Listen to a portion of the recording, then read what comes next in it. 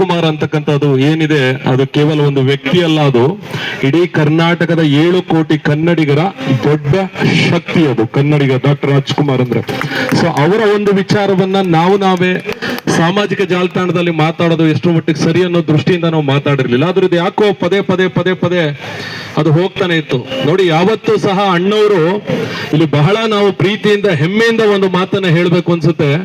ಅಣ್ಣವ್ರು ಯಾವತ್ತೂ ಕರ್ನಾಟಕದಲ್ಲಿ ಇರ್ತಕ್ಕಂಥ ಯಾವುದೇ ಒಬ್ಬ ವ್ಯಕ್ತಿಯನ್ನ ನೀವು ದಲಿತರೇ, ನೀವು ಕುರುಬರೇ, ನೀವು ಗೌಡರೇ, ನೀವು ಲಿಂಗಾಯತರೇ, ನೀವು ನಾಯಕರೇ ಈ ರೀತಿ ಅವರು ಸಂಬೋಧಿಸಲಿಲ್ಲ.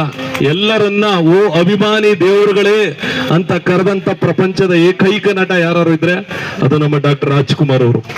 ಅಂತ ಒಬ್ಬ ವ್ಯಕ್ತಿ ಕನ್ನಡ ನಟ ಬೇರೆ, ಕನ್ನಡ ಪರ ನಟ ಬೇರೆ.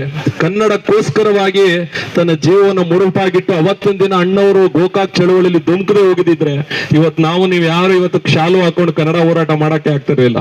ಸೊ ಮೊದಲನೇ ಹಾದಿ ಅಣ್ಣವರು ನಮಗೆ ಕೊಟ್ಟಿರ್ತಕ್ಕಂಥದ್ದು. ದಯವಿಟ್ಟು ಈ ವಿಚಾರದಲ್ಲಿ ಕುವೆಂಪು ಅವರು ಯಾವಾಗಲೂ ಒಂದು ಮಾತು ಹೇಳ್ತಾರೆ, ಓ ನನ್ನ ಚೇತನ ಆಗು ನೀ ಕೇತನ ಅಂತಂತ ಹೇಳಿ.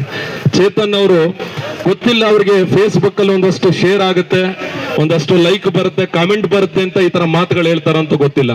ಅವ್ರಿಗೆ ನಿಜವಾಗಿಯೂ ಕಾಳಜಿ ಇದ್ದಿದ್ರೆ, ನಿಜವಾಗಿಯೂ ಜನಪರವಾದಂತ ಕಾಳಜಿ ಇದ್ದಿದ್ರೆ ಅಣ್ಣವ್ರ ವಿಚಾರಕ್ಕೆ ಅವ್ರು ಬರ್ತಿರ್ಲಿಲ್ಲ.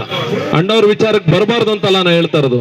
ಒಳ್ಳೆ ರೀತಿಯಲ್ಲಿ ಆಗ್ಬೇಕು ಆ ಮನುಷ್ಯ ತಾನೆ. ಅಣ್ಣವ್ರು ಇಷ್ಟು ವರ್ಷ ಬದುಕಿದ್ರು, ಏನ್ ಮಾಡಿದ್ರು ಅವರು ನಮ್ಮ ಕರ್ನಾಟಕಕ್ಕೆ? ಕನ್ನಡಕ್ಕೋಸ್ಕರ, ನಾಡಿನ ಜನರಿಗೋಸ್ಕರ, ನಮಗೋಸ್ಕರ ಬದುಕದಂತವ್ರು. ನಮ್ದೊಂದು ಗುರುತನ್ನ ಕರ್ನಾಟಕದಲ್ಲಿ ಚಾಪು ಮೂಡಿಸಿ ಹೋದಂತ ವ್ಯಕ್ತಿತ್ವ.